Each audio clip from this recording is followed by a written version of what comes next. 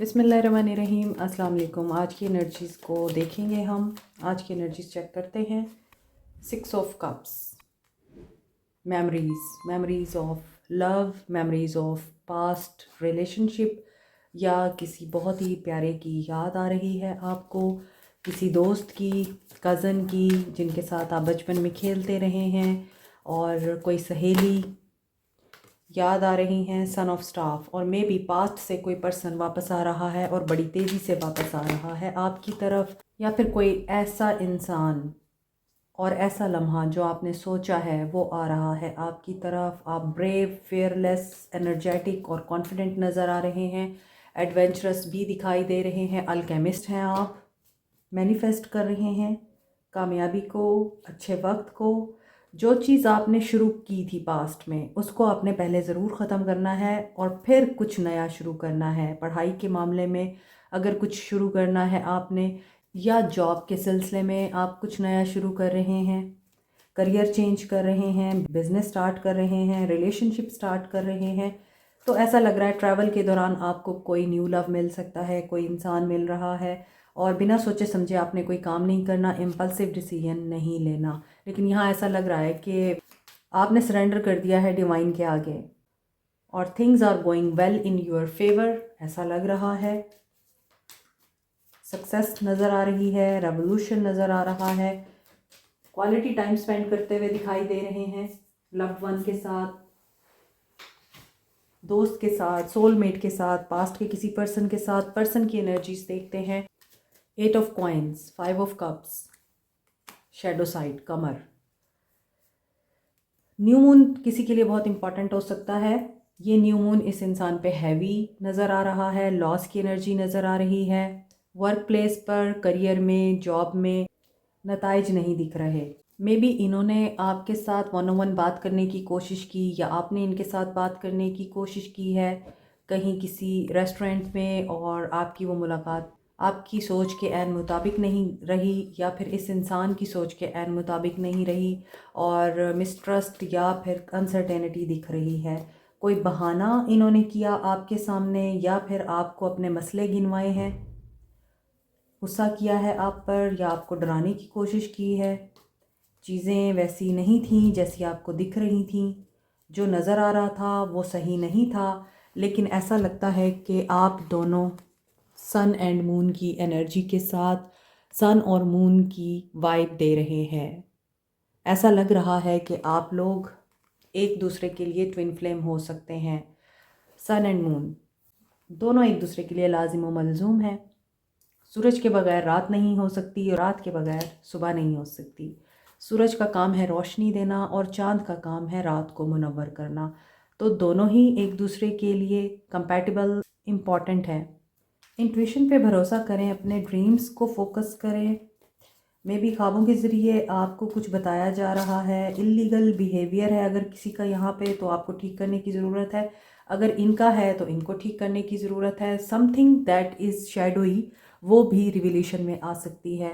बाहर कोई राज आ सकता है। जो चीज़ हिडन है या जो हार्ट ब्रेक है इनका, वो आपके सामने ज़ाहिर हो सकता है। यस, ये पर्सन फुल्ली ट्रस्ट नहीं करते।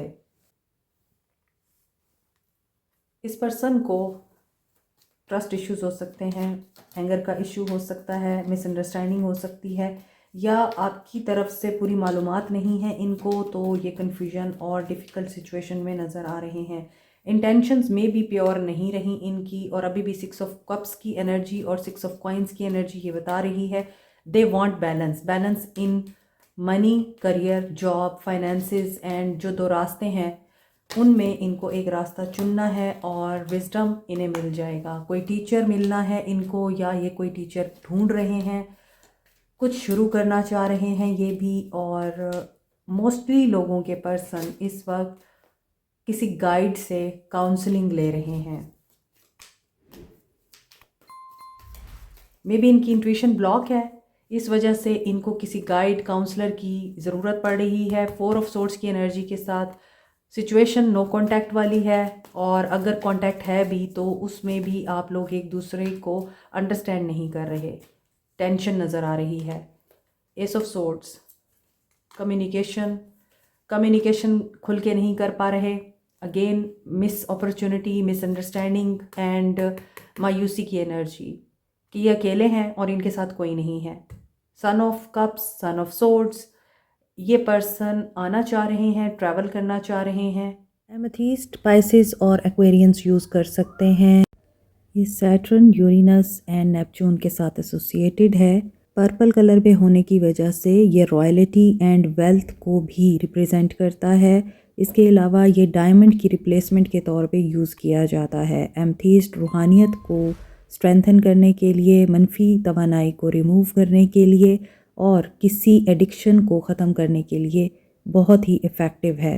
रोज़ क्वार्ट्स को Libra, Taureans and scorpion use कर सकते हैं। वैसे तो तमाम साइंस ही तमाम स्टोन्स को यूज़ कर सकते हैं। Rose quartz universally stone of love कहा जाता है, सेल्फ लव के लिए और अनकंडीशनल लव के लिए। पेरिडॉट को चक्रास की बैलेंसिंग के लिए, इमोशनल एंड स्पिरिचुअल हीलिंग के लिए, स्किन की हीलिंग के लिए, लव को अट्रैक्ट करने के लिए यूज़ किया जाता है।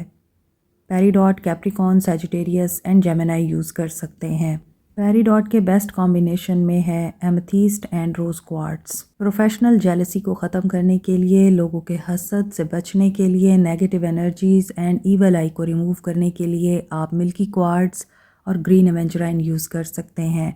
मोर ओवर ग्रीन एवेंजराइन को लव अट्रैक्ट करने के लिए, रिलेशनशिप हील करने के लिए भी यूज़ किया जाता है।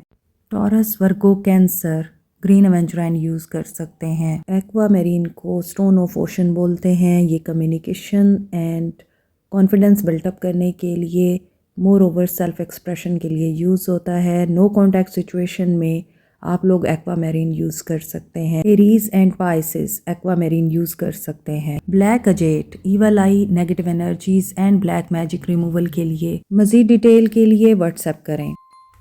फैमिली की तरफ, फैमिली के साथ ये पर्सन अपने मामलात को ठीक करना चाह रहे हैं, फैमिली के साथ वक्त गुजारना चाह रहे हैं, अपनों की ज़रूरत है।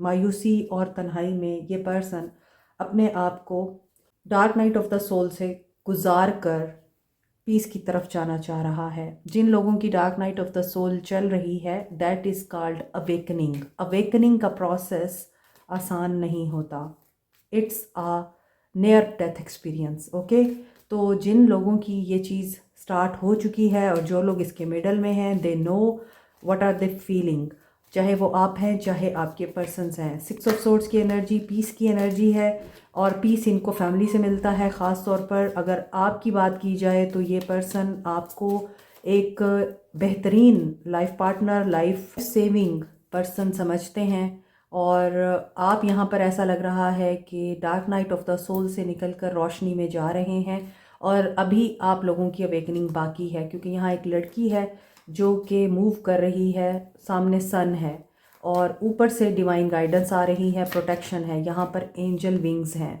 अगर आप गौर से देखें, अगर आपको नज़र आ रहा है ये एंजल विंग्स है और ये लड़की सूरज की तरफ मूव कर रही है। यहाँ भी सन था, तो आप लोग हो सकता है कि स्टक सिचुएशन में भी पॉजिटिव हैं, पेशेंस में हैं एंड पर्सपेक्टिव चेंज कर रहे हैं। इस पर्सन की तरफ बहुत ज़्यादा बर्डन नज़र आता है, तो यहाँ ऐसा लग रहा है कि इस पर्सन का एक्शन आपकी तरफ नहीं आ सकता। They are going through dark night of the soul. दरवेश आ चुका है, यहाँ पे पीर था।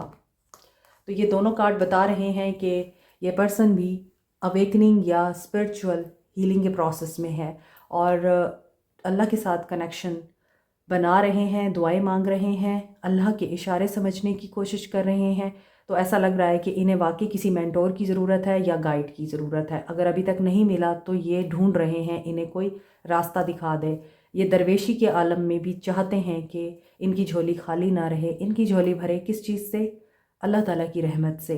तो ये इसी सिचुएशन में है, अभी इनको सेल्फ़ लव करना है, इस अवेकनिंग का प्रोसेस कंप्लीट करना है और जैसे ही ये प्रोसेस कंप्लीट करेंगे तो इनको अल्लाह की मौजूदगी और अल्लाह की प्रेजेंस हर जगह पे नज़र आएगी और उसके बाद इनकी अचीवमेंट और सक्सेस का सफ़र शुरू होगा।